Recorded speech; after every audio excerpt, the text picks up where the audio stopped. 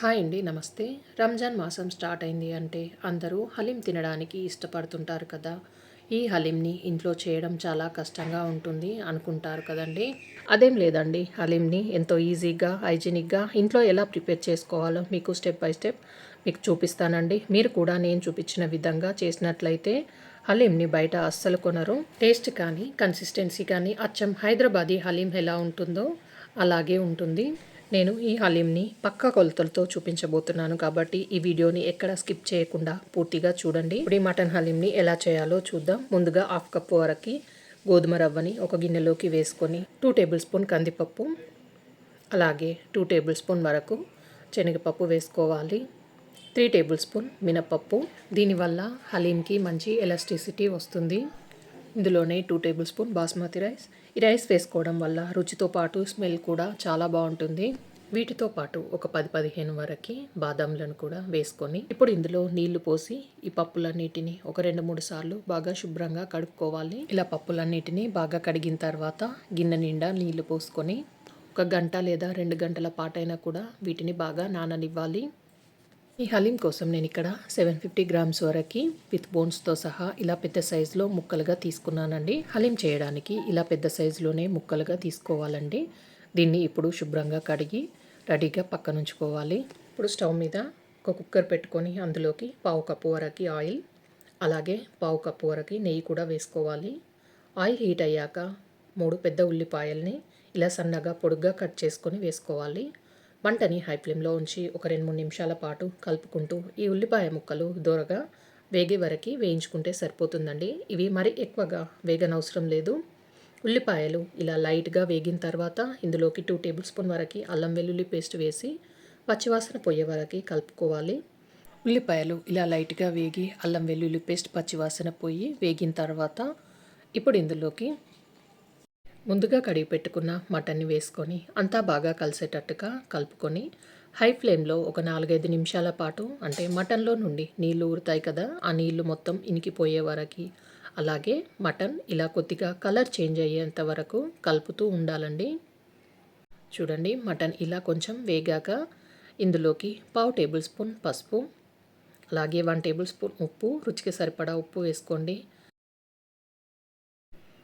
1 table spoon Kashmiri red chilli పౌడర్ని వేసుకోవాలి. 1 table spoon ధనియాల పొడి, అలాగే half table spoon pepper powder వేసిన మసాలాలన్నీ మటన్ ముక్కలకి పట్టేటట్టుగా కలుపుకోవాలి. ఇలా అంతా బాగా కలిసేటట్టుగా కలుపుకున్న తర్వాత ఇందులోకి ఇప్పుడు మసాలాలని వేసుకోవాలండి. 2 ఇంచుల దాల్చిన చెక్క, అలాగే ఒక 5-6 లవంగాలు, 3 యాలకులు, హాఫ్ టేబుల్ స్పూన్ వరకు తోక మిరియాలు. ఈ తోక మిరియాలను మాత్రం హలీం చేసేటప్పుడు స్కిప్ చేయకుండా వేసుకోండి. 6-7 వరకు పచ్చిమిరపకాయలను కట్ చేసుకొని వేసుకొని పావు కప్పు పుదీనా, అలాగే పావు కప్పు వరకు కట్ చేసుకున్న కొత్తిమీర వేసుకొని ఇవన్నీ మటన్లో బాగా కలిసేటట్టుగా కలుపుకోవాలి. ఇలా ఇవన్నీ కలిసి పుదీనా కొత్తిమీర ఇలా వేగిన తర్వాత ఇప్పుడు ఇందులోకి నీళ్ళని పోసుకోవాలండి. ఇక్కడ నేను 3 కప్పుల వరకు నీళ్ళని తీసుకుంటున్నాను. నేను తీసుకున్న 750 గ్రామ్స్ మటన్కి 3 కప్పుల వరకు నీళ్లు కరెక్ట్గా సరిపోతాయి. ఇలా నీళ్లు పోసాక అంతా బాగా కలిసేటట్టుగా కలుపుకోవాలి. ఇలా కలిసిన తర్వాత ఇప్పుడు దీన్ని మెత్తగా ఉడికించుకోవాలండి. ఇప్పుడు కుక్కర్ పైన మూత పెట్టేసి హై ఫ్లేమ్లో ఒక విజిల్, తర్వాత లో ఫ్లేమ్లో ఒక 10-12 విజిల్లు వచ్చే వరకు, అంటే ఒక 30-40 నిమిషాల వరకు ఈ మటన్ని మెత్తగా ఉడికించుకోవాలి. అంతలోపు మరొక కుక్కర్ గిన్నె తీసుకొని ముందుగా నానబెట్టుకున్న ఈ పప్పులన్నిటిని కుక్కర్లోకి వేసి దీంట్లోనే ఒక గ్లాస్ వరకు నీళ్ళని పోసుకోవాలి.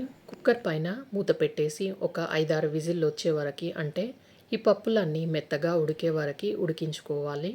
ఈ పప్పులన్నీ మెత్తగా ఉడకడానికి నాకైతే ఇక్కడ ఒక 20 నిమిషాల వరకు టైం పట్టిందండి. చూడండి, ఇలా ఉడకాలన్నమాట. దీన్ని మీరు పప్పు గుత్తుతో అయినా కూడా మ్యాష్ చేసి తీసుకోవచ్చు, కానీ అలా అయితే స్మూత్ పేస్ట్ లాగా రాదు కాబట్టి మిక్సీలోకి వేసుకొని మెత్తని పేస్ట్ లాగా చేసుకుంటున్నానండి. ఇది మొత్తం పూర్తిగా చల్లారిన తర్వాత మిక్సీ జార్లోకి వేసుకొని నీళ్లు పోయకుండానే దీన్ని స్మూత్ పేస్ట్ లాగా మెత్తగా గ్రైండ్ చేసుకోవాలండి. ఇలా గ్రైండ్ చేసుకున్న ఈ పేస్ట్ని ఒక గిన్నెలోకి వేసుకొని రెడీగా పక్కనుంచుకోవాలి. చూడండి, ఒక 10-12 విజిల్ల తర్వాత మటన్ మెత్తగా ఉడికిందో లేదో చూద్దాం. దీనిపై నుండి కొంచెం ఆయిల్తో ఉన్న గ్రేవీని తీసుకొని ఒక గిన్నెలోకి వేసుకుంటున్నాను. ఇలా 1 కప్పు వరకు గ్రేవీని తీసుకున్న తర్వాత ముక్క ఉడికిందో లేదో ఒకసారి చెక్ చేద్దాం. చూడండి, ఇలా చేత్తో అంటేనే విరిగిపోవాలి. ఇలా మెత్తగా ఉడికిపోవాలన్నమాట. ఇలా ఉడికింది అంటే ఓకే, లేకుంటే మళ్ళీ స్టవ్ పైన పెట్టి మరొక 2-3 విజిల్లు వచ్చే వరకు మెత్తగా ఉడికించుకోవాలి. ఇలా మటన్ మొత్తం ఉడికిపోయిన తర్వాత ఇందులో నుండి మటన్ ముక్కలన్నిటినీ తీసేసి ఒక ప్లేట్లోకి వేసుకోవాలండి. ఇలా ప్లేట్లోకి వేసుకొని దీన్ని పూర్తిగా చల్లారనివ్వాలి. చూడండి, నేను తీసుకున్న మటన్కి 3 కప్పుల వరకు నీళ్ళు కరెక్ట్గా సరిపోయాయి. గ్రేవీ మరీ చిక్కగాను లేదు, మరీ పల్చగాను లేదు. ఇప్పుడు ఈ గ్రేవీని పక్కనుంచుకోవాలి. మటన్ ముక్కలు మొత్తం చల్లారిన తర్వాత ఇలా బోన్స్కున్న మటన్ కూడా తీసేసి ఈ మటన్ ముక్కల్లో నుండి బోన్స్ అన్నిటిని తీసేసి ప్లేట్లోకి వేసుకోవాలండి. మటన్ బోన్స్ కూడా మెత్తగా ఉడికిపోయాయి. అంత మెత్తగా మటన్ ఉడకాలన్నమాట. ఇందులో ఉన్న మసాలాలు అంటే దాల్చిన చెక్క, లవంగాలు ఏమన్నా ఉంటే వాటిని కూడా తీసేయాలి. ఇలా తీసేసిన తర్వాత ఈ బోన్స్ అన్నిటిని పక్కనుంచుకోవాలి. బోన్స్ తీసేసిన మటన్ని అడుగు మందంగా వెడల్పుగా ఉన్న గిన్నె తీసుకొని అందులోకి వేసి ఒక మ్యాషర్తో మెత్తగా మ్యాష్ చేసుకోవాలి. ఇలా మటన్ ముక్కలు మొత్తం పీస్గా కావాలి, అలా అయ్యే వరకు మ్యాష్ చేసుకోవాలి. ఇలా చేశాక ఇందులో మటన్ ఉడికించిన గ్రేవీని మొత్తం వేసుకొని మళ్ళీ బాగా మ్యాష్ చేసుకోవాలి. ఈ ఛానల్లో రంజాన్ మాసంలో చేసుకునే కుబానికా మీఠా, అలాగే షీర్ కుర్మా, చికెన్ దమ్ బిర్యానీ, మటన్ దమ్ బిర్యానీ అన్ని రకాల రెసిపీస్ ఉన్నాయండి. మీకు కావాలంటే కింద డిస్క్రిప్షన్లో లింక్ ఇస్తాను, చూడండి. ఇలా మ్యాష్ చేసిన తర్వాత ఇందులోకి గ్రైండ్ చేసి పెట్టుకున్న పప్పుల పేస్ట్ని వేసి మటన్లో ఈ పేస్ట్ బాగా కలిసేటట్టుగా బాగా మ్యాష్ చేసుకోవాలి. ఇలా ఈ రెండు బాగా కలిసిన తర్వాత చూడండి, కన్సిస్టెన్సీ ఇలా వచ్చే వరకు మిక్స్ చేస్తూ రుద్దుకోవాలి. ఎప్పుడైతే ఈ రెండు బాగా కలిసి కన్సిస్టెన్సీ ఈ విధంగా వస్తుందో అప్పటి వరకు ఇలా మ్యాష్ చేస్తూనే ఉండాలండి. ఇలా అయిన తర్వాత ఇప్పుడు ఈ గిన్నెను తీసేసి స్టవ్ పైన పెట్టి దీంట్లోకి 1/2 టేబుల్ స్పూన్ మిరియాలు, అలాగే 1 కప్పు వరకు ఫ్రైడ్ ఆనియన్స్ని వేసుకోవాలి. దీంట్లోనే 2 table spoon dry rose petals, 3 table spoon వరకు నెయ్యిని యాడ్ చేసి దీంట్లో 2 టేబుల్ స్పూన్ వరకు నిమ్మరసం వేసుకున్నానండి. కానీ ఆ వీడియో క్లిప్ ఇక్కడ మిస్ అయిందండి. మటన్ని లో టు మీడియం ఫ్లేమ్లో అడ్జస్ట్ చేసుకుంటూ అడగంటుకోకుండా కనీసం ఒక అరగంట పాటు కలుపుతూ మ్యాష్ చేసుకుంటూ ఉడకపెట్టుకోవాలి. ఇలా బాగా మ్యాష్ చేస్తూ మధ్య మధ్యలో కొద్దిగా నెయ్యిని వేసుకుంటూ బాగా మ్యాష్ చేసుకోవాలి. ఇందులో నెయ్యి ఎంత ఎక్కువగా ఉంటే అంత టేస్ట్గా ఉంటుంది. కన్సిస్టెన్సీ ఇలా వచ్చే వరకు మిక్స్ చేసుకోవాలి. చూడండి, కన్సిస్టెన్సీ పర్ఫెక్ట్గా వచ్చింది. అచ్చం బయట హలీం ఎలా ఉంటుందో అలాగే ఉందండి. ఇక నేను ఒక అరగంట పాటు మ్యాష్ చేస్తూ ఉడికించుకున్న తర్వాత చూపిస్తున్నానండి. చూడండి, అచ్చం బయట ఎలాగా ఉందో హలీం అలాగే వచ్చింది. పర్ఫెక్ట్ కన్సిస్టెన్సీతో మటన్ హలీం రెడీ అయిపోయింది. దీన్ని వేడిగా ప్లేట్లోకి వేసుకొని సర్వ్ చేసుకోవాలి. టేస్ట్ అయితే బయట మటన్ హలీం ఎంత టేస్ట్గా ఉంటుందో అంతకు మించి టేస్ట్తో వచ్చిందండి.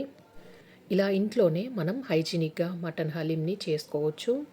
ఇలా ప్లేట్లోకి వేసుకున్నాక దీనిపై నుండి కొద్దిగా నెయ్యి వేసి మనం ముందుగా తీసిపెట్టిన గ్రేవీని దీనిపై నుండి కొద్దిగా వేసుకొని దీనిపై నుండి కొన్ని ఫ్రైడ్ ఆనియన్స్ని కూడా చల్లుకొని అలాగే వేయించి పెట్టుకున్న కాజులను కూడా పెట్టుకోవాలి.